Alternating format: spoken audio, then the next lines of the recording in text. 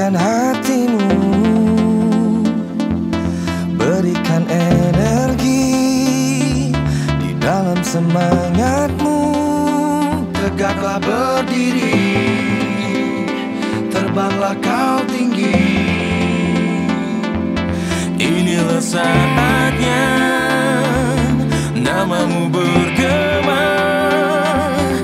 Maknai kekalahan sebagai kemenangan yang tertunda. Jangan pernah berputus asa, jadi yang terbaik. Show the world you're as bright as the sun. We deserve to be the one and fight your fears. Come on, don't waste your time. Raise the energy, you'll shine.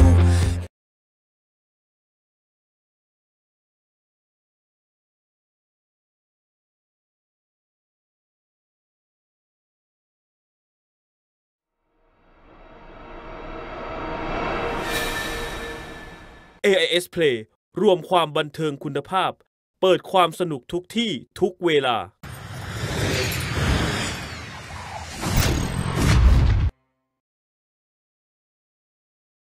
Kazakhstan, who we do have a lower expectation for, but in this next match, in going over to Group B between Indonesia and Kingdom Saudi Arabia, I think this one is actually very closely matched. Oh yeah, 100%. Of course, Indonesia coming in invitationally, of course, and they will definitely be the hometown favorites. I know the audience right behind me is going to be hyped to see them take to the stage. And also, as you said, taking on Saudi Arabia. Of course, they came out of a 3-man group. I know that Kazakhstan came out of a 2-man group, so expecting more of that squad. Yeah, Saudi Arabia did go 3-1 in their own group stages, trumping Iran and Syria to get here today. For Indonesia, just like you said, they were sent here by invite, so we have not seen them in the qualifiers so far. They did get to conceal a lot of their strategy. Yeah, exactly. That's going to be a huge thing because actually for a lot of these teams outside of what we're expecting to be the top 4, I think that hiding the strategies, especially in a best-of-1 format, is going to be super important for them because you can come out of curveballs, you can have crazy upsets happening all the way through the tournament. I think we all remember the great upsets of 2014, Kaboom coming in and just smashing Alliance. So I mean, it's possible in a best-of-1 format. Yeah, we could be seeing a new world order really shake up here, so it's very interesting. And footage is very hard to find, especially for the Saudi Arabia team. They do play some games over in the North African and Middle Eastern leagues, League of Legends All-Stars. That's where you can really catch up on some of their footage. But overall, it's still very scarce. They don't have their own servers there, and most of their players actually do play on EU West. So that's where some of our data points are going to be coming for. But on the other side, for the Indonesian team, I think they're very well known. They are the home crowd heroes, their hometown heroes right here, and they were the top team in the LGS for spring during the regular season. However, they have swapped around a lot of their players. This is a revamped roster, so it's an old power but with a lot of new faces. Yeah, exactly. I think that, again, being able to hide those strategies will be super important coming in here, and these are definitely some of the games that you want to be able to win coming out of the group stage. But of course, we can take a look at the starting 5 here for Kazakhstan. It will be Wikichi, Adward in the jungle with Fear in mid lane, Mimic in AD, and Xiao at the bottom there in support. One of the most interesting players I want to watch would be Fear's Katarina. He is the only Katarina main so far in this tournament, and Assassins always inspire highlight plays. The flashiness, the speed at the execution which you need to execute at is something we want to watch. Indeed, and I just got an update as well from production. Thank you very much. On stage 2 right now because League of Legends is happening on stage 2 and stage 3. Korea just took their game against Vietnam 1-0. So congratulations to them, already off to a fantastic early start. On our screen right here is Mitchell. He's known as a Tahm Kench player. Does play a lot of engage, supports the Rakan and the Thresh, also being things that he is known for. Yes, indeed. And sorry, I said Kazakhstan there is, of course, Saudi Arabia taking to the stage here today. Of course, the team's setting up as well coming in. And of course, this is a pretty long group stage format as well. You know, a lot of games to play double round robin, 24 games in total. So it's a bit of a slugfest, but of course, every single win counts. And there we have Nishal, the marksman for Saudi Arabia. He is known as quite a flashy player, does like the Vijaya's Soul Stealer sometimes. Oh, big fan. Oh yeah, definitely does like to rub it into his opponents a little bit. Is a very flashy guy, plays the Ezreal and the Tristana as well. And here we are seeing Mimic. Yes, indeed. I always like to see a bit of flair, you know, come out of these players, especially when you're looking to try and take some upset wins against some of the top teams in the tournament. I think that coming in with a bit of bravado, I think, is definitely going to go a long way for these players. Because you don't want to come out into the stage right here. It's just like, we want to play passive, we want to play safe, because that just won't fly against some of the very aggressive players we have actually competing at this tournament. Yep. You know, talking about flashy, talking about aggressive, that was Fear on your screen just a second ago. Like we said, he is the Katarina player, also is very highly ranked in EU West. Vladimir main as well. And we had Climb Stairs right there. Their jungler is known for early aggression, the Graves, the Rek'Sai, and the Nidalee being his main champions. Oh yeah, I know that we were casting the qualifiers and these guys were absolutely mental on the Rift. They were just going left, right, they were just coming at you as fast as possible. I actually think that was pretty much a recurring theme throughout the qualifiers in general, that players and teams were just hyper aggressive and just would go in. I know I had to, in this round, to be a second play-by-play for me because there was just so much action going on. Yeah, definitely a lot of interesting picks, a lot of action. The games that we casted did not last 30 minutes in the Saudi Arabia, in the West Asian regions. Absolutely not. But we can take a look at the starting roster for Inzita coming in here is Fake Friends in the top lane, we just had Fake Lover, Font in the jungle with Wynuts in the mid lane, Ilio in AD carry, and of course that is Potato in support. Yeah, don't be fooled by his name. He's actually incredibly aggressive and he likes to roam around. And this team also has my favorite ID so far, Why Nuts? Why nuts, man? I mean, first off, I thought it was like why not, like the Pokemon, but apparently not. Potato, big fan. Of course, I'm from the UK, so very close to my heart, the old potato, the humble potato. You have to be very careful about this player. Whenever he disappears on the map, he's usually heading towards the top side. I think this Vietnam squad is most noteworthy for being a twin-headed snake. The teams usually decide to play the top side or the bottom side of the map. Yeah. They play both sides. They always play both sides. They don't really group that much, and they do like to split push on both ends of the map. With their mid laner, over here, White Nuts, he does play more of assassin roles, the Syndra, things that can burst you open with large amounts of damage. So either side he chooses to group up to, they can get kills. It's really nice to see the team in high spirits coming here to open up the group stage here at Asian Games. But would you say they're a bit of a lane kingdom type team? Kind of win lane through game? Yeah, in the way around. recent You know what I'm splits, they've definitely been stronger in the laning phase, but have faltered a little bit in the middle and late games. We have seen them in the GMC qualifiers, but unfortunately weren't able to advance, and they have lost their opportunity to go towards Worlds.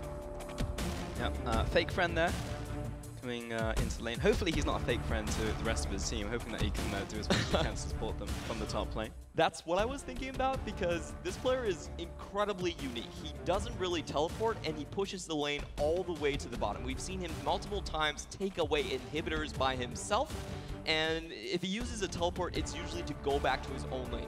Really famous on the Darius, and also very noteworthy on the Jax. Oh yeah, I've seen that type of player in my solo queue games for certain. A man after my own heart. You are that type of player. 100% Clement, and hopefully he can actually just make a lot of things happen in the top lane. Because if he is just purely going for that lane dominance, that's something we don't see from a lot of players really in competitive. You know, typically you will look for those flanks, you will look to try and group up the team, you will try and make a map play. But if you're just perma split pushing, might not be prepared for that one as we get into champion select right here. And we're starting off the banning phase. We'll see what the teams have for us here today, Clement.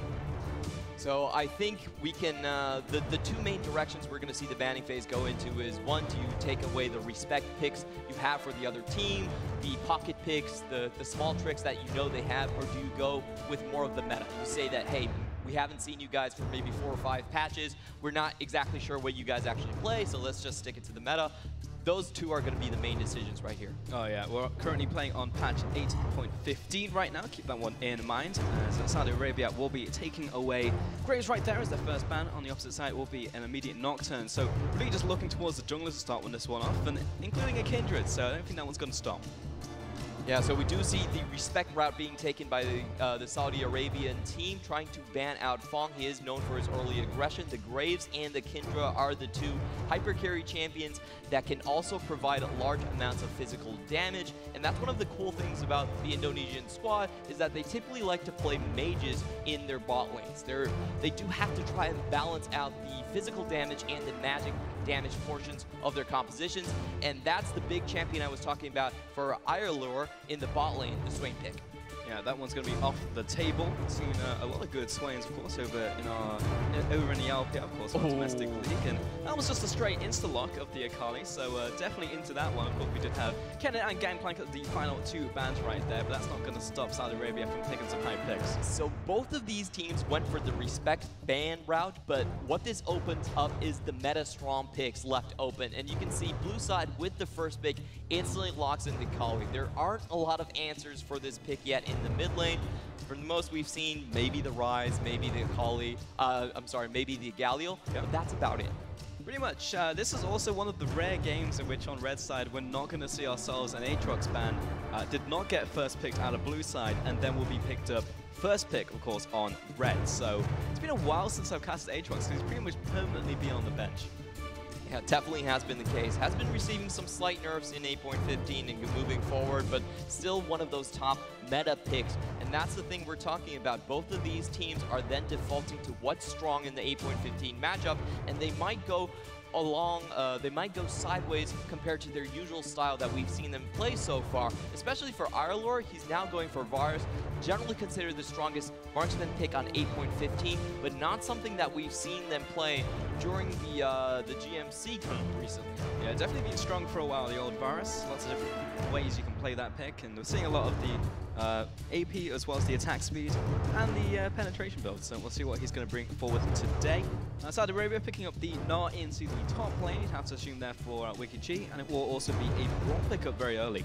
I really do like the Gnar pick because it actually counters out a lot of champions that Fake Friend likes to play. If you're going with the Jax, if you're going for the Darius, it's very hard to continuously remain aggressive in the Gnar lane. You're going to have a very good jungler to back you up in that case. So the Gnar pick is identifying Indonesia's play style and having a good counter to it. If they're going to try to split the top lane 50-50 and then take one of those heads away from the twin-headed snake. Yeah. I mean, that's the biggest thing that you just said there, Clement, was the fact that we're going to have to look towards these junglers right now, because I mean that will basically decide the top lane matchup, because we are expecting a pretty aggro matchup like Jax, then his entire trade pattern is leap strike on his face until I win the matchup. And in that case, you need the 2v2 to happen. So that will be important. Of course, he did have a lot of focus opening up this pick and ban with the junglers. So let's see if that actually comes true. Ashe would ban out there, followed up by a Yasuo ban. So we're still looking towards the bottom lane / mid lane here.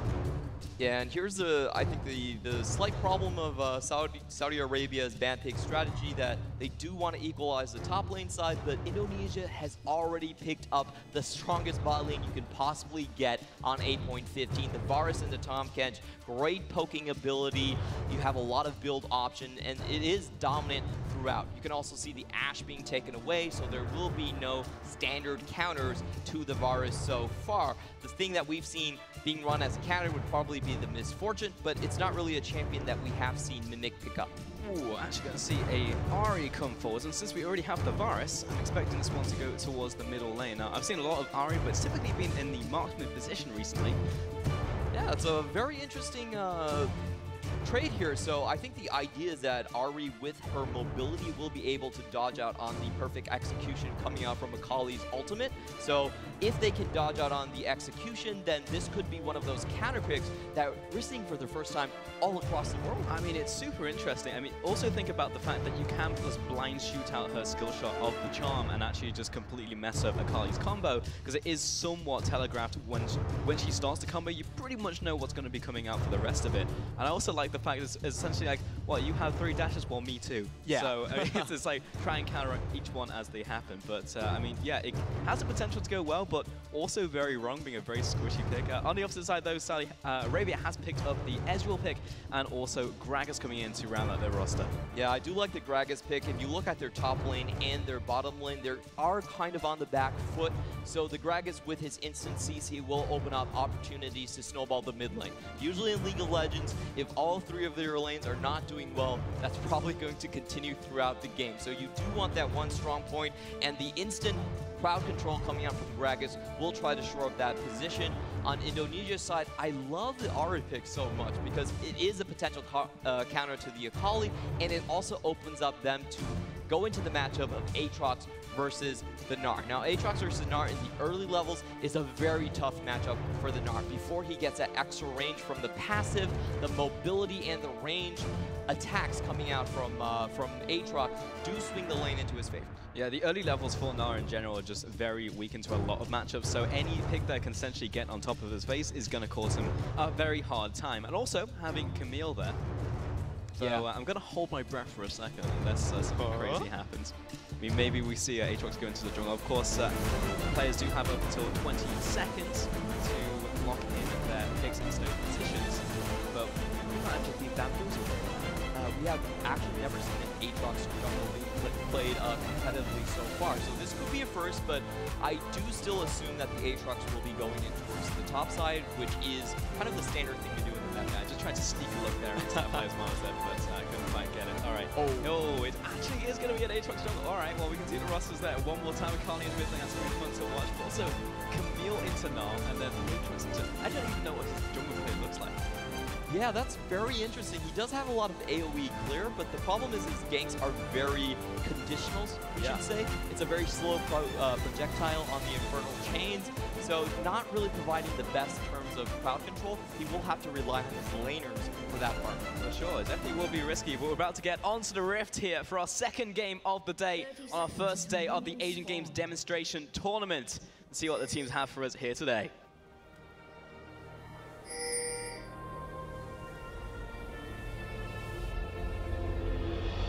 And as usual, we're going to be taking a good look around the Rift before we start the game. Of Shopkeepers course. A little bit. Yeah, we took a different one, of course, over at the Asian Games. Got a different look through the Rift. Always like to take different paths. There's many undiscovered things, just as there's a deer, of course, overlooking the map. And some crazy critters. We've got Fear in the middle lane, playing that Akali. Seeing the early portion right here. Team's just rotating through the river, maybe getting some deep wards down, but nothing too crazy.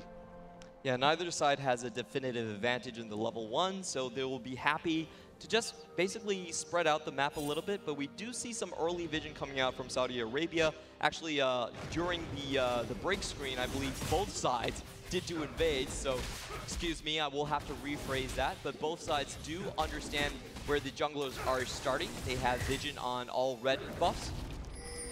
They do indeed. Now we'll see that Gragas will be starting down here, and bottom side looking to put a path towards the top lane. Now, we're talking about this in Champions Select Clement, where the top side, I think, will be pretty pivotal, especially when you have a player like Fake Friend, who will just constantly push up that top lane. So, seeing how this Aatrox will path towards the top, and maybe look for that 2 versus 2 will be interesting. I reckon Gragas, though, will be pretty strong to at least counteract the fact that Camille should have a relatively good early. Yeah, Camille in this matchup, the early game is not always as easy as you seem. I would say that this is a bit of a skill matchup, and it's a matchup that can be swung very heavily by jungle interference. However, in the bot lane, we do see Indonesia stepping up with their advantageous bot lane, being aggressive. They do like to play for early kills in the bot lane, and that's one of their most dangerous points. If you're talking about pure solo lane kills, it typically does happen among our lure in the bot. Yeah, I actually really like the pathing there coming in from Fong. Just goes immediately towards the crab, gets that control, and then Rams walks up, there's nothing there for him today, so we'll go back towards his own jungle, look for what looks to be a full clear. And it will be a late red, probably looking for that early level 4, so actually not going to see too much happen in terms of lane interaction between the junglers.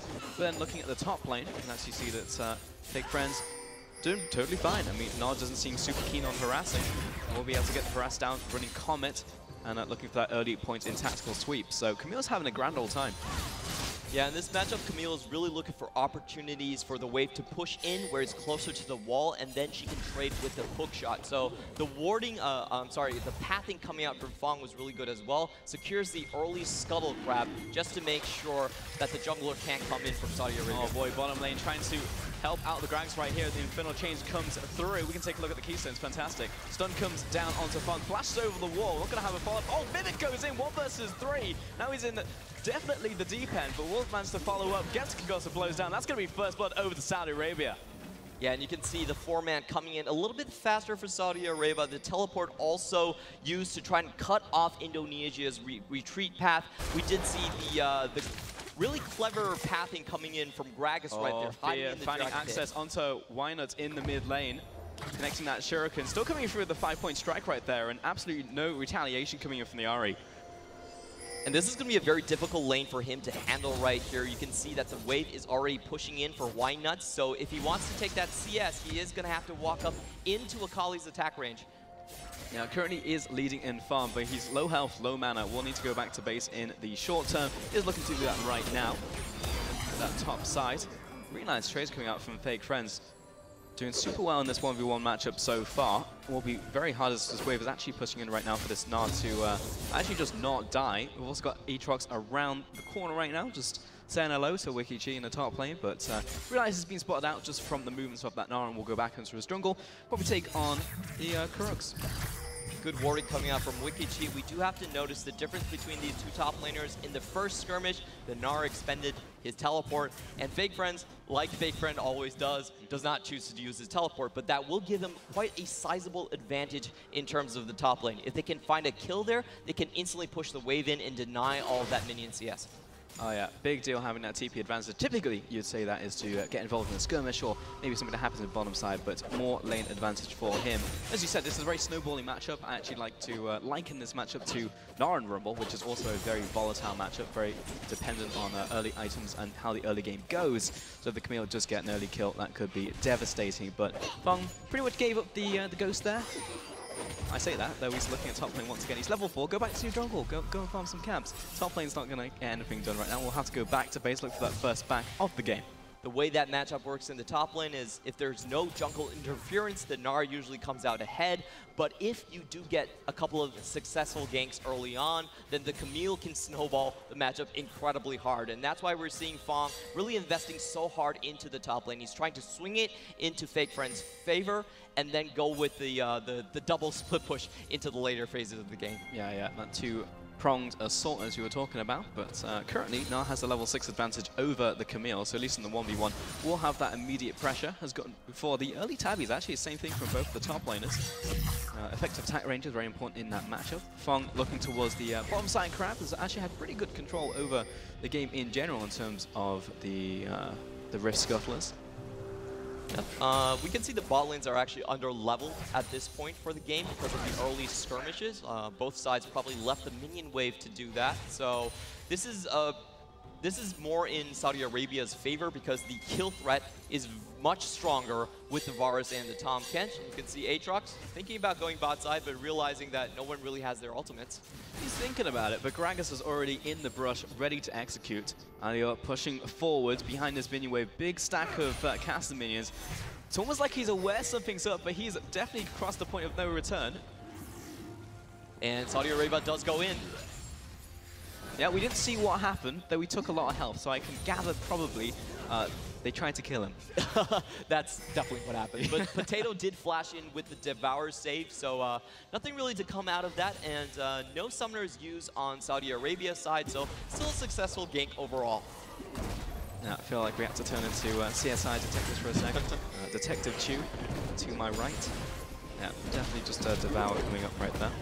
And Gragas will farm the rest of his jungle, probably look towards the level 6 here for both of the junglers. And you know, this is not what I was expecting, to be honest. I saw a bloodbath of a first game come out. It was like sub 20 minutes coming out from you and Dom. And this should be a very close game. And this is why I'm so excited for this. There's a lot of interesting picks in this match as well. It's not typically what we think of in the meta, the Aatrox jungle. We've never seen that. Ahri and mid. the Ahri into the Akali matchup. Like, they're both level 6 now.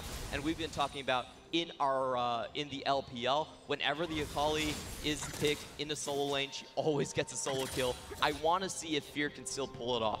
Yeah, that being said, we have a lot of flashy players in our domestic league, Mr. Clement. But yeah, true. we'll see what Fear can pull up. Because, again, watch this guy during the qualifiers, and he was super aggro. As was Mimic, in fact, on the bottom side. Those two players definitely stood out to me. And Fake Friends bangs to the top side, gradually falling behind in far. About 3 waves, in fact. Both execution. That second charge dodges out of the charm, very important right there. Of the set that doesn't connect, and will actually choose to go back in, go right into the shroud, and just come out with some return damage. So well played out there by the Akali. Not really seeing the window to really put some hurt down onto the Ahri themselves. And we can see that the Ahri matchup does work. So she was able to dodge out in the majority of the damage being thrown out by Fear, trade a little bit back, and both of these champions with their sustain, they basically passed the solo kill phase with flying colors. Nobody really touched. Yeah, I don't know what your definition is, past. I mean, they got out, not die, but I want to see some blood happen in the mid lane, Mr. You're coming in from a viewership perspective, and I Right, totally right, agree right. with that. But if Akali doesn't get that solo kill when she hits 6, I would say that's a successful counter. That's how strong she is in the meta right now, is, oh, I didn't die. Ha, I won. You're playing to go even and not just completely fall off. I totally get it. But yeah, in that case, I will say that Ahri passed that one, as you said. Top side, once again, just seeing these guys trade off. And constantly WickedG seems to push up to tower, and it kind of freezes in the awkward spot, but doesn't seem to matter to him. His warding coverage has been strong. Greg has been warding from when needed, and Fong hasn't managed to do anything in the top side. So I feel like just in general, Saudi Arabia has been playing this exceptionally well, at least in the side lanes. I definitely thought there was more snowball potential for Indonesia's side in terms of the laning phase, but everything was pretty much diffused. It was really good warding, like you said, from WickedG in the top lane. That was the second time he was able to catch out Fong on the river brush, and resulted in him wasting quite a lot of time up there. Yeah, 100%. And, I was promised some rotators from potatoes, but I haven't really seen any of that happen so far from the old-time coach. He's pretty much been sat in the bot side. He wards a little bit of river, like a good catfish, and that's pretty much been it. Well, if they don't have their top side going, they typically don't rotate out. So for Indonesia, most of the right now. action actually comes from the top side, but I feel like WickedG has been doing such a good job of keeping Fake Friends on the back foot that Indonesia has kind of lost its way. In this matchup, we typically do see a lot of attention being thrown to the bot lane because of the crowd control coming out from the Varus, but they really haven't tried that often. Not really, and there's a lot of picks right here that I know if I typically look at just in composition, like Spark's going to fly, so much is going to happen between like the 5 and 15 minute mark. We're going to be looking towards a mid game, and then we'll be opening up to skirmishes, and by the time team fights happen, someone's going to have a gigantic lead. But so far into this game, it's around 1,500 advantage over to Saudi Arabia, and that's essentially it. Exactly. I think in terms of the different styles between these two teams, Saudi Arabia definitely strikes me as a more skirmish-heavy team. They group up as a 5-man, a little bit much more common than Indonesia, which at times does hold on to their teleports. So if it does go into that skirmish phase and the main litmus test will be rotation speed, then I think Saudi Arabia should have an advantage. Oh, baiting him into the fight, and baiting the hook shot as well. Wrong place, wrong time, flashes away, uses the ultimatum, but at that point, no point in flashing. That's going to be an easy kill over to WickedG in the top side. Yeah, and AWOD has really been playing the jungle a lot better, in my view. All right, I see you. Bottom lane kill over to Brom right there. I hit the crowd as well. You can get behind your team. Indonesia getting their first kill of the game, of the tournament so far. Nice double knockup coming in from that Aatrox, looking towards the World Ender, and Potato into the top lane. That's the rotation I was looking for. Body blocking both these guys from diving the Aatrox. He's thinking about going back in. You should probably go back home. You definitely should, but the first tower will be taken by Saudi Arabia right here, but they're still going in for more. Body slam, forcing the flash out there as well. Q connecting. Fear coming in from the sidelines though, finds the kill onto the Aatrox. Massive barrel coming through. Potato against the side, and that will be a kill. 5-point strike, and another one over to the Gragas. Unfortunately, Potato wasn't the only one rotating to the top side. Akali was gone for a while. We did see that the Ahri White Nuts went down and picked up the first kill for Indonesia, but on the flip side, Fear was freed from the mid lane and able to take down Fake Friends. All right, see that one more time. Masterful bait coming out here. I mean, this was perfectly played. The fact that Gragas sat in the bush all that time was just like, it's all right. keep on trading. I'll wait another 6 seconds, no problem. Wait until the hook shot's used. That was just a straight download right there. He's just like, I've seen your VOD. I know that you like to win this lane 1 versus 1. You save your teleport for lane. I know your hook shot right here. Yeah, definitely. And Fake Friends did go in because the Aatrox was right next to him. He was at the Krugs at that point. But, you know, Gragas was even closer. Yeah. You'd reckon that, you know, a world-ending entity such as Aatrox would be, you know, better at battle, stronger at tactics, guerrilla warfare, if you will. It turns out it's just a fat man in a bodysuit. They managed to completely annihilate him. So there you go. Yeah, the God of War has nothing over the rabble rouser. Yeah, the rabble rouser. That's the one. I don't know if his law's been changed, but pretty much his whole story is he's just a guy who just likes to get drunk. There you go. All right. It's actually grape juice. It's not alcohol. Drunk on the excitement of battle. Exactly. Dragon being started up here. 4-1 currently in Killer Saudi Arabia. Leading this one. Will have control over the area. Chen stepping up. Gets stunned, we'll see the body slam. Yeah, I reckon he's going to be okay. I reckon he's going to be less okay now. In comes Wiki Chief looking for that sweep. Actually, Mega Nars right here, but still looking to follow forward. Potato forced to use his shield. It's just a complete massacre. What is that damage coming out from Thea? He still managed to get his kill in the end. And that was a very awkward teleport coming in from Fake Friends. They're still going on, though. Oh, Potato, no way out of that one. He had to do a barrel roll. Yeah, great ultimate snipe there onto the, I believe it was the Nar? Oh, no, the Potato, yeah. So we did see Camille teleport. Fake Friends did come to the fight, but he went over the wall straight into a Kali and did not go very well for him. Didn't land the stun onto the Nar. No, it did not. Wyman's looking to try and defend this 1 versus 4 right here. Jumps back in, right into the open arms of the Nar, who just throws it back into his team. Gets hit by the concussive blows, and a fissure kill coming in for the Braum. And the tower wasn't able to trade back onto the kill either, so massive victory coming in from Saudi Arabia. This was what we were talking about of the skirmish-based team. The teleports were overall much faster from Saudi Arabia. Wikichi being in place at the right time. They also got the start of the fight. And, you know, like, Indonesia's strategy in terms of their structure is a little bit unstable. Like, it really requires your laning phase dominance for you to snowball smoothly into the mid phase. And I think that's the crack that we're seeing. I mean, that's the problem. I mean, honestly, we were just talking about this. We're expecting like skirmishy type of fights, especially when you see like a Camille, an Aatrox, and an Ahri. Sounds like the start of a bad joke, you know? But they want to be looking at skirmishes, look towards the jungle fights. We didn't really see that up until now 15 minutes. And I feel like we're just accelerated so quickly now that when you look at a teleporting Gnar, a perfect flank coming in, and then multiple teamfight tools, this is going to happen. Yeah, and let's just watch that again. A very brave play coming in from Wine Nuts, but probably a bit over-aggressive, and a beautiful snipe coming in from the Braum. Also taking the tower down just in time. His AD carry was watching out for him. Yeah, you're fast, but you're not fast enough to get away from the Gnar.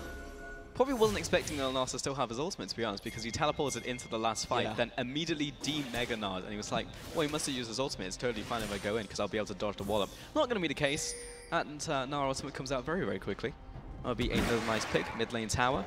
And all outer turrets now down for Saudi Arabia, plus the first dragon of the game, and now control over top side. So potential to go for this Herald and crack open the inner towers right here, which will just accelerate the game even more. Nice little dodge there from Fake Friends. And at this point, Saudi Arabia has total control of the 1-3-1. Their Akali is already pretty fed, and she can start going into the side lanes. You can see that already happening, moving up with her jungler Gragas. And in the bot side, I feel like Gnar has a firm control of the matchup as well. The CS scored is pretty massive at this point, up almost 30 CS. So the Indonesian strategy, the double-pronged attack, has been pretty much neutered. Yeah, both of the prongs have been broken, but instead of Broken Blade, we can do a lot of damage with Ripper Stalking anything. But the steal right there, not going to happen. Nice secure coming out from Gragas, and he'll be picking up the Eye of the Herald as well. Let's go back into his own side of the jungle. Really close attempt from Irelure. Unable to snipe that out. So I think now with Indonesia on the back foot, they're going to have to play more of the pick potential game. Saudi Arabia is probably no longer going to group up as a 5-man. They're going to go into the 1-3-1 strategy that we're seeing on the screen right now. And it's more about Indonesia trying to pick off the side lane split pushers in Gnar and Akali. Yeah, I fully agree with you, but this is something that commentators say a lot. It's just like, well, they're on the back foot, so they should be looking for a pick right here.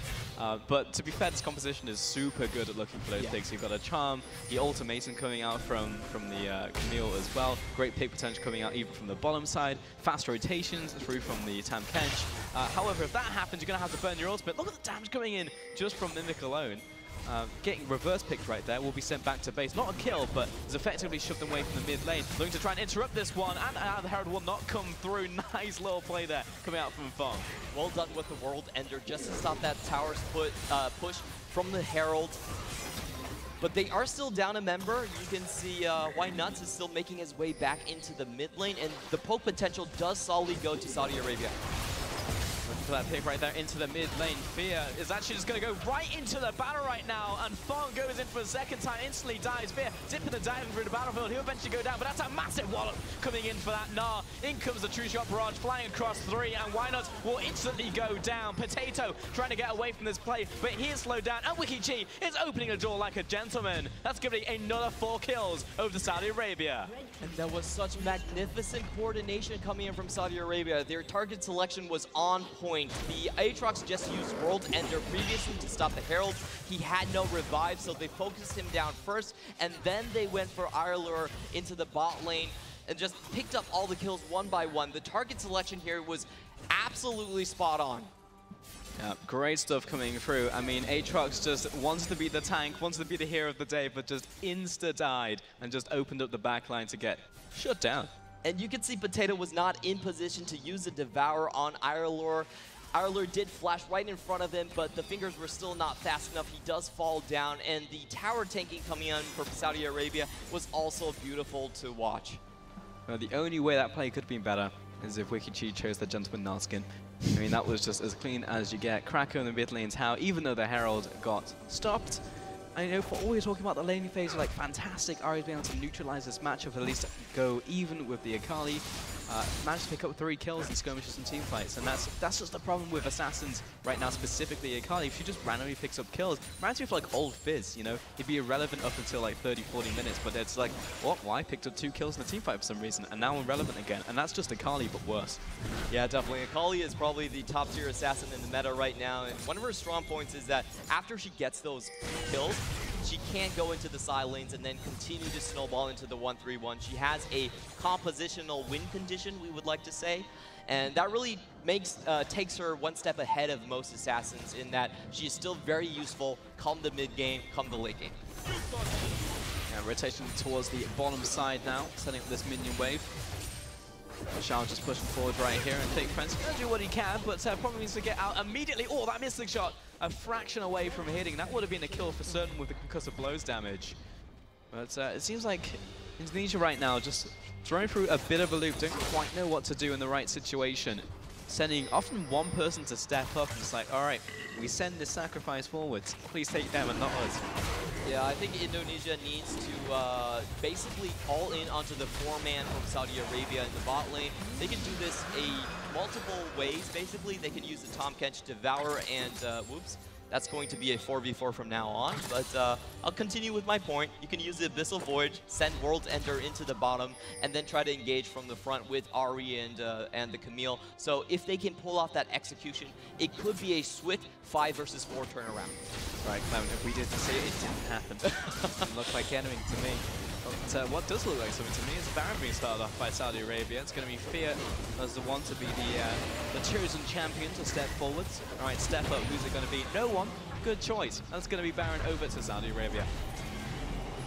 Things looking very gloom for the hometown Doom team. and doom. Yeah. They are losing a lot of map control so far and haven't really been able to pull off any plays in the recent 5 minutes. They have been on the back foot the entire time. They really do have to be the aggressors if they want to come back. Actually gets us. We'll see how fast he died here, because I'm expecting very. Okay, so that's one proc of the ult. Another. And that's the second proc, and yeah, he's dead. Yeah. And really, what do you do as an AD carry in that situation? You come out of laning phase, you're feeling good, you got an item and a half in your back pocket, you got almost 200 farm at 20 minutes. Like, all right, time to deal some debt. I'm dead. You try to ask for Potato. It's like, Potato, are you next to me? No. No summoners? Oh, okay. I mean, even if Potato was there, he's going to probably get turned into a baked potato himself. I mean, Fear's just going to insta-pop him, even through the shield. He doesn't care. It's like either me or you, buddy. Funk pushing forwards. Oh, looking for the nice charm right there coming out of the Ari. Michelle having to jump back to the team. Looks for the world ender, but won't find any purchase. But still, great pick coming out of Indonesia. And that's exactly what we wanted to see. Yeah, they were defending their vision line incredibly well. That's typically the second line of defensive vision in your own red side jungle, and they were already there waiting for Saudi Arabia. Does find the two-man pick as they walk into the jungle there. And that's exactly what we need to see them do. They need to be the ones moved up before Saudi Arabia. 100%. Oh, wow. Create some vision traps. He's only just come back from base. That's going to be a double kill coming in for the Akali. Knocks up the Tam Kench, looking for the triple, but Mimic's going to steal it. Why not? Trying to get back to base right now. Cuts the camera. I don't want to see it. Why Nuts is a little bit phased, I would say. Yeah, I think anyone would be in that situation, Clement. Gotta be honest, that's a full tilter. Honestly, the goal right now is to fully rotate 360 degrees and get back onto the stage because you've got a full group stage coming your way, but 24 minutes on the clock and Saudi Arabia setting up the kill shot. That was a triple kill in a 4v4 situation. Fear just went straight in. What a great assassin player. Fear jumping in, he's at critical HP, but he doesn't care. He just wants more kills to pad out his stat line right now. Fong getting CC'd up and Potato with the save, but now Fong under attack as well. Fake Friends moving back in from the base, but it's just focused onto the Nexus turret at this point. And this is just flashy play coming forth from the Saudi Arabian roster, though it instantly gets shut down. Fear maybe got a little bit too deep. And Indonesia looking to turn this one around, trying to get the Gragas off of the Nexus. Not gonna happen. 17 kills to 5, and Saudi will take it. And Wikichi with the final blows to the Nexus, keeping his focus onto the game win. What a great performance coming out from Saudi Arabia. They really took it in the skirmishes. They got their lanes, which weren't doing so well in terms of the early game, very far ahead with those mid-game rotations. Nice stuff for their first game of the group stage again. As I said, watching them through the qualifiers, they were a little bit hectic. I like to see them go mad across the rift. And I didn't really see that for the first, 10 minutes of the game. But then it happened. I was like, alright, feels good. Really just needs to get that first kill on the scoreline there for the Akali and felt super competent to pretty much carry the rest of the game through. Yeah, Saudi Arabia, they do play with a bit of flair. Picking up the Akali, Fear, known assassin player, and those are the trials and tribulations of trying to respect your opponents and leading the meta picks up. I can make a safe prediction that I don't think Fear is going to get Akali anymore throughout this tournament. Yeah, I feel like that would have to be the case. I understood what was coming out there from the Indian roster, leaving up the Aatrox. Like, well, try and bait them into a bit of trap right there. It's like, if you want Akali, sure, but we'll pick up the Aatrox and they'll actually have a strong top side of the map. Didn't really come to fruition. Understood the tactics didn't work in terms of the game itself. But in the end, there will be a very nice win to open this one up. Yeah, I do like the contrasts of styles as well. Indonesia, they are the two-pronged attackers. In Saudi Arabia, they do like to group up and find those skirmishes. Unfortunately, I felt like the laning phase did not allow Indonesia to actually play their game. Wikichi had multiple very good wards that spotted out the early ganks coming in from Fong. That lane for Camille never got rolling, and I feel like Fake Friend's strategy of just split pushing to the inhibitor really just never started. Yeah, I feel like step one was there because the Aatrox got priority into the top side, managed to nail down the Cram, and it's like, alright, great. Then hovered around the top side a bunch, consistently stayed around the top side of the map, but could never really find purchase to that lane, even though he was kind of outpacing the Gragas in the jungle. But I would say it was pretty much diffused just by the top lane. I actually think that Wikichi by himself, as you said, with the warding control, the way he was playing up the lane, he just downloaded his opponent. I mean, it's as simple as that. Even in that gank on the top side, it was just like, I'm just going to play it cool as a cucumber, just wait for you to commit your hook shot, and it's like, alright, bam, that's a kill, and then that lane was just straight done. Yeah, pretty much. And I feel like watching Indonesia, I've gone through a lot of their games. I feel like they really need to strengthen their ability to snowball the bot lane. They had a superior matchup there. They had their first kill into the bot side as well. It is a lot of crowd control, a lot of pushing potential, but unfortunately, they usually put most of their eggs into the Fake Friends basket, and when that doesn't really go so well, you can see the team kind of slow out in their pacing, not really know where to go, and that's when Saudi Arabia really stepped up with their win. Yeah, exactly. Their main core strategy didn't pan out, and they weren't able to adapt on the fly right there, because I was expecting, again, rotation to come out of Potato on the bottom side. Maybe he was the one to actually mix up, move to the top side, use the Abyssal Voyage to overcome the warding coverage coming out from that, and maybe set something up, but didn't really happen in the end. That being said, Saudi Arabia, a lot of good things coming out from them. Very excited to see how they do through the rest of the group stage, coming through the rest of the tournament, because this is pretty hyped to watch, to be honest. I mean, you look at the mid lane, Fear showing no fear on that Akali. You saw him at the end of the game, he's like 20% HP. It's like, that's fine, I want 5 more kills. Sign me up for this. He just went straight in for the triple kill. Like, he didn't even wait for his teammates or anything. He was the first one into the fray. Yeah. And because he was so far ahead of the curve, he was able to take down, we saw the bot lane before the Potato Devourer even came out. Like, he was just dead. That's only like a 2-frame animation, but he couldn't, Potato could not get that to go off before Fear just finishes AD carry. I mean, it's just the bravado coming forth, you know? And I think that like that snowballing potential is really what will count moving forwards, because this is the best of one format. Double round robin coming out of the group stage. If you're able to play like that, because I've seen a lot of teams who, on paper, should be the weaker team going up against some of the powerhouses we have at this tournament. You look at the People's Republic of China coming through, the Republic of Korea, going to be very strong teams. In fact, the next 2 teams to take to the stage. And if you're actually going to try and pick up a win against them, then if you manage to snag yourself an early game advantage, maybe a random kill out of the jungle and snowball it like that, playing with no fear, you know, name tags off, that's how you start to push yourself further on into the tournament. Yeah, if you want to take it to the top dogs and you are of a region that comes from lower expectations, you do have to try and win the laning phase incredibly hard. But here we have the damage grabs, and you can just see the Ezreal poke just adding up over time. Yeah, I mean, that's Ezreal for you. In the LPL, I know that this is like, oh, I'm not sure about this Ezreal pick unless your name's Uzi, but I mean, Mimic right here definitely proved that he is a strong Ezreal player, consistently hitting those Qs. But I also have to shout out Michelle in the bottom lane. He was constantly hitting those Winter Spies. The setup was always there. I feel like every time a misstep shot came through, he was always a concussive blow on the target. Saudi Arabia definitely held out onto that bot lane incredibly well. They were playing a safe bot lane, but they got their job done, and they actually took their turn down first. But of course, the MVP, no surprises, does go to Fear with the triple kill at the end. I mean, who else could it be, really? 195 CS on the Akali. Again, kind of got stalled out in the laning phase, so props over to Indonesia for that one. But as soon as the laning phase ended, it was like the first fight, and he picked up 2 kills, and like, well, GG from here, isn't it? Yeah. Massive kill participation. He had his eyes on Irelure the entire time. Actually assassinated within 3 seconds multiple times, like we saw. Most of these times, the Varus was underneath tower, and Potato was close to him at times as well, but he just could not escape the kunais coming out from Akali. No, sad boys. But that's just Akali in a nutshell, just an absolute monster.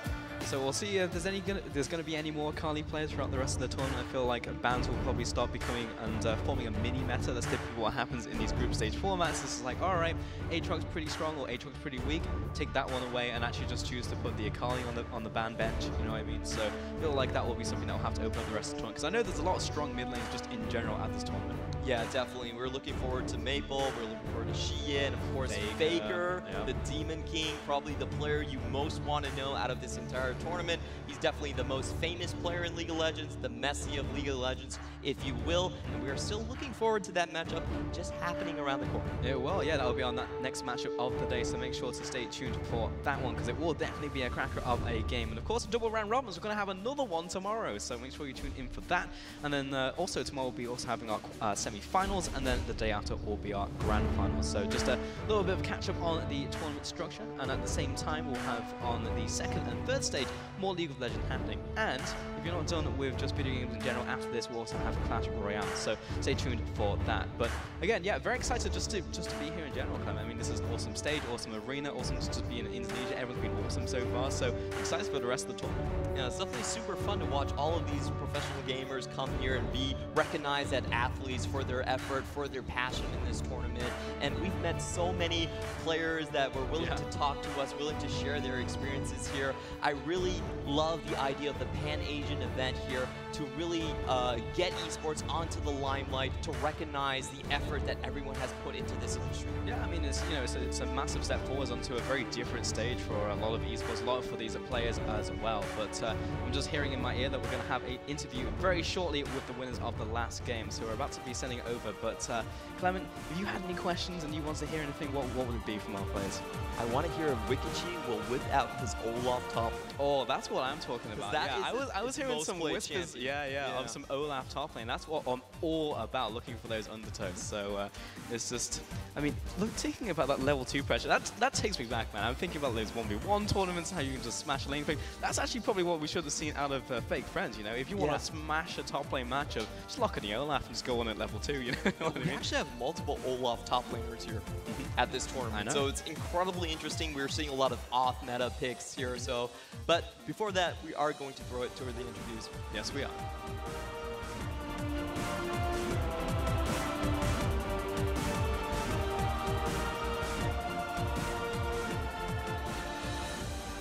Good morning, everyone. We're here in the after-match interviews. I'm Isaac Peña Mulay. We just watched a great match between Saudi Arabia and Indonesia, with the Saudi Arabian side just taking a win and moving into the next round. We're here with Fear, the MVP of our game. Congratulations on a great game, man. Thank you, man. All right, so Fear, we have some questions for you. You guys came in strong, finished strong. You showed great level. You're taking this really seriously. What are your expectations for this tournament? We did great in the first game, so I hope we reach the semifinals, because it's our first huge stage game, and you know that stuff. So it was a great experience for the first time. All right, can we expect that you guys are going to do even better in the next match? Yeah, of course. Of course we'll do that. All right. I like that confidence. Confidence is totally necessary if you want to go back home with a gold medal. Yeah. And the second question, Jakarta is a beautiful city with really nice people. How have you felt in these days right over here in Indonesia? It was great.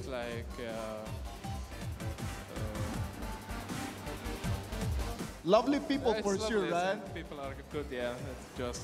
How is the It's very food? great. What? How is the food? Talk to us about that. Food? Yeah. It was good actually.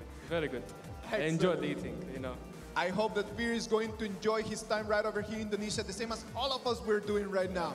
And after the advertisement, we're going to be back here with more of the 2018 Asian Games eSports demonstration event. Thank you. Thank you.